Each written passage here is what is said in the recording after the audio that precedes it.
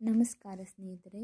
ಇಂದು ನಾವು 2026ರಲ್ಲಿ ಮಕರ ರಾಶಿಯವರಿಗೆ ಗ್ರಹಗಳ ಚಲನೆ ಹೇಗಿರುತ್ತದೆ ಮತ್ತು ಅದು ನಿಮ್ಮ ಜೀವನದ ಯಾವ ಕ್ಷೇತ್ರದ ಮೇಲೆ ಪರಿಣಾಮ ಬೀರುತ್ತದೆ ಎಂಬುದನ್ನು ಸಂಪೂರ್ಣವಾಗಿ ತಿಳಿದುಕೊಳ್ಳೋಣ. ಈ ವಿಡಿಯೋವನ್ನು ಸಂಪೂರ್ಣವಾಗಿ ಕೇಳಿದರೆ ನಿಮಗೆ 2026ರ ಬಗ್ಗೆ ಸ್ಪಷ್ಟ ದಿಕ್ಕು ಸಿಗುತ್ತದೆ. ಮೊದಲು ಒಂದು ಮುಖ್ಯ ವಿಷಯ, ಮಕರ ರಾಶಿಯ ಆಡಳಿತ ಗ್ರಹ ಶನಿ. ಅದರರ್ಥ ಮಕರ ರಾಶಿಯವರ ಜೀವನದಲ್ಲಿ ಏನೇ ಆಗಲಿ ಅದು ನಿಧಾನವಾಗಿ ಆದರೆ ಸ್ಥಿರವಾಗಿ ನಡೆಯುತ್ತದೆ.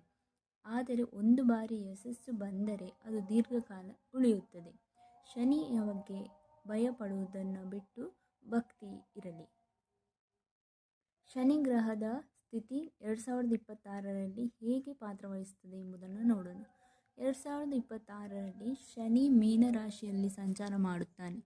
ಇದು ಮಕರ ರಾಶಿಯವರಿಗೆ 3ನೇ ಸ್ಥಾನ. 3ನೇ ಮನೆ ಎಂದರೆ ಧೈರ್ಯ, ಪ್ರಯತ್ನ, ಕೌಶಲ್ಯ ಮತ್ತು ನಿರ್ಧಾರ ಶಕ್ತಿ. ಅದರ ಪರಿಣಾಮವಾಗಿ ಈ ವರ್ಷ ನೀವು ಹೊಸ ಕೆಲಸಗಳನ್ನು ಪ್ರಯತ್ನಿಸಲು ಧೈರ್ಯ ಪಡೆಯುತ್ತೀರಿ. ಹಿಂದೆ ನೀವು ಭಯದಿಂದ ಮಾಡುವ ಕೆಲಸಗಳನ್ನು ಈಗ ಮಾಡಲು ಮನಸ್ಸು ಬರುತ್ತದೆ. ಸಣ್ಣ ಪ್ರಯತ್ನಗಳಿಂದ ದೊಡ್ಡ ಯಶಸ್ಸು ಬರುತ್ತದೆ. ಆದರೆ ಒಂದು ವಿಷಯ ನೆನಪಿಟ್ಟುಕೊಳ್ಳಿ, ಶನಿ ಎಂದಿಗೂ ಶಾರ್ಟ್ಕಟ್ ಕೊಡುವುದಿಲ್ಲ. ಪರಿಶ್ರಮ ಮಾಡದಿದ್ದವರಿಗೆ ಫಲ ಕೊಡುವುದಿಲ್ಲ. ಪರಿಶ್ರಮಕ್ಕೆ ತಕ್ಕಂತೆಯೇ ಫಲನೂ ಹೆಚ್ಚಾಗಿಯೇ ಕೊಡುತ್ತಾನೆ. ಜುಲೈಯಿಂದ ನವೆಂಬರ್ವರೆಗೆ ಶನಿ ರೆಟ್ರೋಗ್ರೇಡ್ ಸಮಯದಲ್ಲಿ ಕೆಲಸಗಳನ್ನು ನಿಧಾನವಾಗಿ ಮಾಡಬಹುದು. ಆದರೆ ಈ ಸಮಯದಲ್ಲಿ ಸಹನಶೀಲತೆ ತುಂಬಾ ಮುಖ್ಯ. ಜುಲೈ ಮತ್ತು ನವೆಂಬರ್ನ ಪರಿಶ್ರಮ ಏನಿದೆ ಅದು ಮುಂದಿನ ತಿಂಗಳಲ್ಲಿ ಫಲವಾಗಿ ಸಿಗುತ್ತದೆ. ಗುರುಗ್ರಹದ ಪ್ರಭಾವ ಅಂದರೆ ಭಾಗ್ಯ ಮತ್ತು ಲಾಭ. 2026ರ ಮೊದಲ ಭಾಗದಲ್ಲಿ ಗುರು ತಮ್ಮ ಆರೋಗ್ಯ ಮತ್ತು ಕೆಲಸದ ಕ್ಷೇತ್ರದಲ್ಲಿ ಪ್ರಭಾವಿಸುತ್ತಾನೆ. ಇದರಿಂದ ನೀವು ಹೆಚ್ಚು ಕೆಲಸ ಮಾಡಬೇಕಾಗುತ್ತದೆ. ಕೆಲವರಿಗೆ ಕೆಲಸದ ಒತ್ತಡ ಹೆಚ್ಚಾಗಬಹುದು. ಆದರೆ ಜೂನ್ ನಂತರ ಗುರು ನಿಮ್ಮ 7ನೇ ಸ್ಥಾನಕ್ಕೆ ಬರುತ್ತಾನೆ. ಇದು ತುಂಬ ಶುಭವಾದ ಸಮಯ. 7ನೇ ಮನೆ ಮದುವೆ, ಸಂಬಂಧ, ವ್ಯವಹಾರ, ಪಾಲುದಾರಿ ಈ ಎಲ್ಲ ಅಂಶಗಳನ್ನು ಒಳಗೊಂಡಿರುತ್ತದೆ. ಈ ಸಮಯದಲ್ಲಿ ಮದುವೆ ಯೋಗ ಕೂಡ ಸಾಧ್ಯತೆ ಆಗುತ್ತದೆ. ಲವ್ ಸಂಬಂಧಗಳು ಗಟ್ಟಿಯಾಗುತ್ತದೆ. ಬಿಸ್ನೆಸ್ ಪಾಲುದಾರಿಕೆಯಲ್ಲಿ ಲಾಭ, ಸಮಾಜದಲ್ಲಿ ಗೌರವ ಹೆಚ್ಚುತ್ತದೆ. ಅಕ್ಟೋಬರ್ ನಂತರ ಗುರು 8ನೇ ಮನೆಗೆ ಹೋಗುತ್ತಾನೆ. ಇದು ಹಣದ ವಿಷಯದಲ್ಲಿ ಆಳವಾದ ಬದಲಾವಣೆಗಳನ್ನು ತರುತ್ತದೆ. ಅನಿರೀಕ್ಷಿತವಾದ ಹಣ ಕೂಡ ಬರಬಹುದು. ರಾಹು ಮತ್ತು ಕೇತು ಆರ್ಥಿಕ ಲಾಭದ ಬದಲಾವಣೆಗೆ ಪ್ರಮುಖ ಕಾರಣವಾಗಿರ್ತಾರೆ. ರಾಹು ಮತ್ತು ಕೇತು 2026ರಲ್ಲಿ ನಿಮ್ಮ ಹಣದ ಮನೆಗೆ ಸಂಬಂಧ ಹೊಂದಿರುವ ಹೊಸ ಆದಾಯ ಮಾರ್ಗಗಳನ್ನು ಕಂಡುಕೊಳ್ಳುತ್ತಾರೆ. ಕೆಲವರಿಗೆ ಟ್ರೇಡಿಂಗ್, ಆನ್ಲೈನ್ ಆದಾಯ, ಸೈಡ್ ಇನ್ಕಮ್ ಇವುಗಳಿಂದ ಹೆಚ್ಚಿನ ಲಾಭವನ್ನು ಪಡೆಯಲು ಸಾಧ್ಯ ಇದೆ. ಆದರೆ ಒಂದು ಎಚ್ಚರಿಕೆ, ರಾಹು ಇದ್ದಾಗ ತಪ್ಪು ನಿರ್ಧಾರವನ್ನು ತೆಗೆದುಕೊಂಡರೆ ನಷ್ಟವೂ ಆಗಬಹುದು. ಹಾಗಾಗಿ ಹಣದ ವಿಷಯದಲ್ಲಿ ಹೆಚ್ಚಿನ ಯೋಚನೆಯನ್ನು ಮಾಡಿ ನಿರ್ಧಾರವನ್ನು ತೆಗೆದುಕೊಳ್ಳಿ. ಕೇತು ಆತಂಕ ಮತ್ತು ಚಿಂತನೆಗಳನ್ನು ಹೆಚ್ಚಿಸುತ್ತಾನೆ. ಕೆಲವರು ಆಧ್ಯಾತ್ಮಿಕತೆಯ ಕಡೆ ಆಕರ್ಷಿಸಲಾಗಬಹುದು. ಮುಂದಿನದ್ದು ವೃತ್ತಿ ಮತ್ತು ಉದ್ಯೋಗ. 2026ರಲ್ಲಿ ಮಕರ ರಾಶಿಯವರಿಗೆ ಕೆಲಸದಲ್ಲಿ ಬೆಳವಣಿಗೆ ಕೊಡುವ ವರ್ಷ.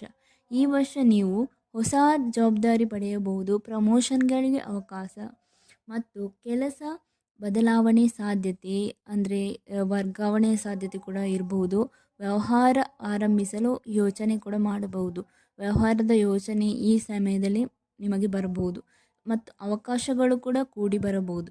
ಶನಿ ಇರುವುದರಿಂದ ಕೆಲಸದಲ್ಲಿ ಸ್ಥಿರತೆ ಬರುತ್ತದೆ. ಆದರೆ ಪರಿಶ್ರಮ ಇಲ್ಲದೆ ಫಲ ಇಲ್ಲ ಎಂಬುದನ್ನು ಮರೆಯಬೇಡಿ. ಟ್ರೇಡಿಂಗ್ ಮಾಡುವವರಿಗೆ ಈ ವರ್ಷ ಶಿಸ್ತು ಇದ್ದರೆ ಲಾಭ ಖಂಡಿತ ಸಾಧ್ಯ.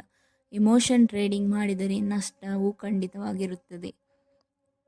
ಹಾಗಾಗಿ ಟ್ರೇಡಿಂಗ್ ಜರ್ನಿಯಲ್ಲಿ ಇರುವವರು ಸ್ವಲ್ಪ ಕೇರ್ಫುಲ್ಲಾಗಿ ಟ್ರೇಡಿಂಗ್ ಮಾಡೋದು ಉತ್ತಮ.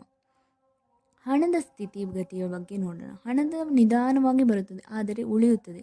2026ರಲ್ಲಿ ನೀವು ಸಾಲ ಕಡಿಮೆ ಮಾಡಬಹುದು, ಉಳಿತಾಯ ಹೆಚ್ಚಿಸಬಹುದು, ಆಸ್ತಿ ಖರೀದಿ ಯೋಚನೆಯನ್ನು ಮಾಡಬಹುದು. ಅಂದರೆ ಹೊಸ ಮನೆ ಖರೀದಿ ಮಾಡ್ಬೋದು ಅಥವಾ ಹೊಸದು ಯಾವುದಾದ್ರೂ ಒಂದು ಜಮೀನು ತಗೊಳ್ಬೋದು.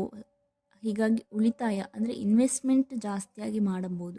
ಅಕ್ಟೋಬರ್ ನಂತರ ಹಣದ ಅವಕಾಶಗಳು ಹೆಚ್ಚಾಗುತ್ತದೆ. ಅಂದರೆ ಬೇರೆ ಬೇರೆ ಕಡೆಯಿಂದ ನಿಮಗೆ ಹಣ ಬರ್ಬೋದು. ಸೈಡ್ ಇನ್ಕಮ್ ಕೂಡ ಹೆಚ್ಚಾಗುತ್ತಾ ಹೋಗುತ್ತದೆ.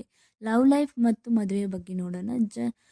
ಜೂನ್ ನಂತರ ಮಕರ ರಾಶಿಯವರಿಗೆ ಲವ್ ಲೈಫ್ ಉತ್ತಮವಾಗಿರ್ತದೆ, ಅಂದರೆ ಅತ್ಯುತ್ತಮವಾಗಿರ್ತದೆ. ಸಿಂಗಲ್ ಇದ್ದವರಿಗೆ ಹೊಸ ಪ್ರೀತಿ ಪ್ರಾರಂಭ ಮತ್ತು ಪ್ರಪೋಸಲ್ ಬರುವ ಸಾಧ್ಯತೆ ಇರುತ್ತದೆ. ರಿಲೇಷನ್ನಲ್ಲಿ ಇದ್ದವರಿಗೆ ಸಂಬಂಧ ಗಟ್ಟಿಯಾಗುತ್ತದೆ ಮತ್ತು ಮದುವೆ ಮಾತುಕತೆ ಆಗುತ್ತದೆ. ಮದುವೆ ಆದವರಿಗೆ ಅರ್ಥ ಮಾಡಿಕೊಳ್ಳುವಿಕೆಗೆ ಹೆಚ್ಚುತ್ತದೆ.